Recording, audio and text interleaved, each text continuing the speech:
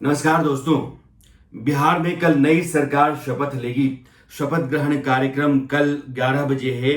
मुख्यमंत्री नीतीश कुमार होंगे। इस बात का वादा चुनाव के दौरान, चुनावों से पहले और हर बार बीजेपी ने किया। अपने वादे के मुताबिक बीजेपी बार बार यह कह रही है कि हम वैसे दलों में से हैं जो अपने साथी के साथ लंबा सफर तय करते हैं, भरोसे के साथ रिश्ता बनाते हैं, और उस भरोसे और साथ का ही नतीजा है कि नीतीश कुमार, जिनकी अगुवाई में यह चुनाव लड़ा गया, जो एनडीए का चेहरा रहे, वही मुख्यमंत्री पद की शपथ लेंगे। नीतीश कुमार को लेकर के बीजेपी ने कभी भी आगा पीछा दाएं बाएं नहीं किया, लेकिन अपनी पार्टी के भीतर नीतीश कैबिनेट में बीजेपी के कितने लोग होंगे, कौन से चेहरे होंगे, इसको लेकर के कभी उसने पत्ते खोले नहीं। राजनाथ सिंह को जैसे ही दिल्ली से पटना भेजा गया, इस बात का इशारा मिलने लगा कि बीजेपी नीतीश की सरकार में अपने जो लोग हैं, अपने चेहरे हैं, उसमें बड़ा बदलाव करना चाहती है या करेगी। सुशील मोदी अगर उप मुख्यमंत्री पद से हटाए गए हैं तो उतने बड़े कद्दावर नेता को मनाने या फिर उसको पीछे करके नए चेहरे को आगे लाने के लिए कोई बड़ा नेता ही चाहिए था, और शायद इसीलिए राजनाथ सिंह को दिल्ली से पटना भेजा गया। लेकिन सुशील मोदी का जाना लगभग तय था। चुनावों से पहले, चुनाव के दौरान यह बात बार बार आई कि बिहार में बीजेपी अगर नीतीश कुमार के साए में लगातार चलती रही और एक छोटे भाई की भूमिका में लगी रही, पिछलग्गू पार्टी के तौर पर बिहार में रही, जबकि संगठन उसका बहुत बड़ा है, वहां नेता उसके हैं, कार्यकर्ता उसके हैं, लेकिन कोई बड़ा चेहरा नहीं निकल पाया पिछले 15 साल में, क्योंकि बीजेपी के किसी भी चेहरे को नीतीश कुमार ने निकलने नहीं दिया।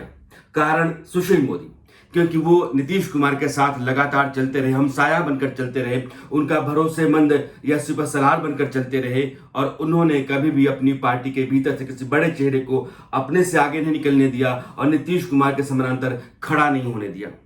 इसका खामियाजा सुशील मोदी को इस बार उप मुख्यमंत्री पद गंवाकर उठाना पड़ा, और यह तय था। मैं आपको बता रहा हूं कि बीजेपी के भीतर चुनाव से पहले और चुनाव के दौरान भी यह बात शिद्दत से महसूस की जा रही थी, और चुनाव के नतीजे आ गए उसके बाद तो यह संकेत साफ हो गए थे कि सुशील मोदी इस बार उप मुख्यमंत्री नहीं होंगे। अब जिसको पार्टी ने उप मुख्यमंत्री बनाया है वो कौन है? तारकिशोर प्रसाद जी को आप शायद कम जानते होंगे, क्योंकि वो बहुत बड़ा चेहरा नहीं है, पार्टी के मंच पर आपको नहीं नजर आते होंगे, लेकिन वो राष्ट्रीय स्वयंसेवक संघ के बहुत पुराने कार्यकर्ता हैं, स्वयंसेवक हैं, और 4 बार के विधायक रहे हैं। कटिहार में, प्रॉपर कटिहार से आते हैं, कटिहार सदर से वो चुनाव जीतते हैं, 4 बार के विधायक रहे हैं, साधारण परिवार से आते हैं। जो एक व्यापारी परिवार होता है, उनके दोनों बेटे कटिहार में ही छोटा मोटा रोजगार करते हैं, और उनकी अपनी जो इमेज है वो एक ईमानदार और मिलनसार व्यक्ति की है। बीजेपी में रह करके सरकार में जो पार्टी रही हो, उस पार्टी में अच्छी हैसियत में जमीनी पकड़ के नेता के तौर पर वो रहे हैं। बावजूद इसके उन्होंने कभी भी इस बात की कोशिश नहीं की कि उनके परिवार से कोई राजनीति में आए या राजनीति के जरिए वो अपने परिवार का कुछ बना पाए।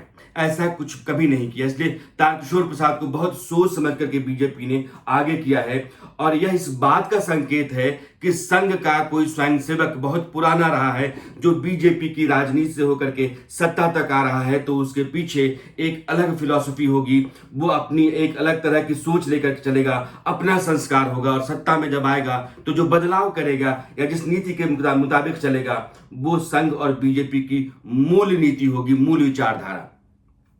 इसलिए तारकिशोर प्रसाद को आगे किया गया है। अब बीजेपी के भीतर की राजनीति को समझिए।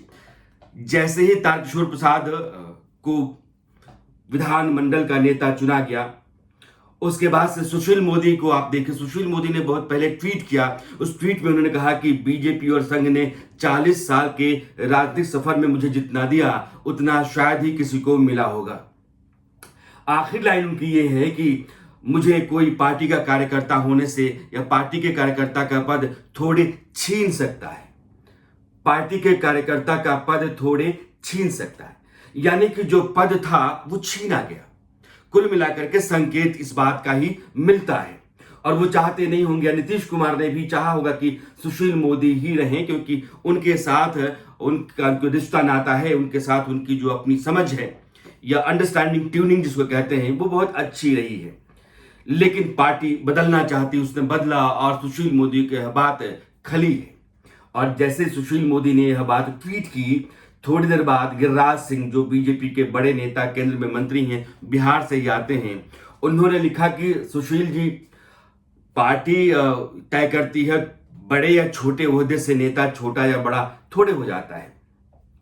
उसके बाद उन्होंने तारकिशोर जी के लिए एक ट्वीट भी किया है, अपने फेसबुक पेज पर भी डाला है, जिसमें लिखा है कि आपको पार्टी ने बड़ी जिम्मेदारी दी है और मुझे उम्मीद है कि आप सर्व समाज को लेकर चलेंगे। मुझे उम्मीद है कि आप सर्व समाज को लेकर चलेंगे। महादेव आपका कल्याण करें।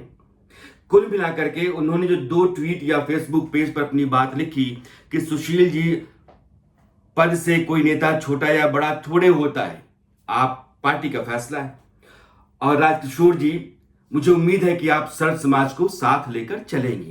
यानी कि सुशील मोदी बीजेपी में रहते हुए संगठन के भीतर, पार्टी के भीतर, सरकार के भीतर सर्व समाज को लेकर नहीं चल रहे थे, पार्टी को लेकर नहीं चल रहे थे, संगठन को लेकर नहीं चल रहे थे। उनके कहने का मतलब यह था कि वो खुद को लेकर चल रहे थे।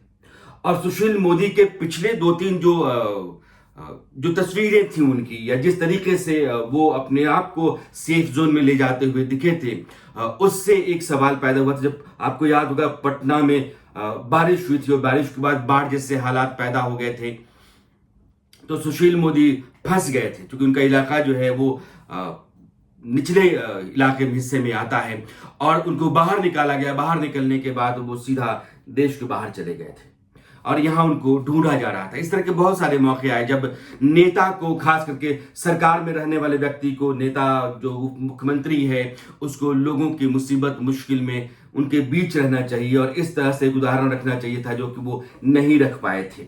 यह सवाल तेजस्वी यादव से भी बार बार होता रहा कि दिल्ली में आप कोरोना के फेज में लगातार फंसे रहे, वहीं आप रहे, आप लोगों के बीच में नहीं है, उसका कारण वो अपना देते रहे।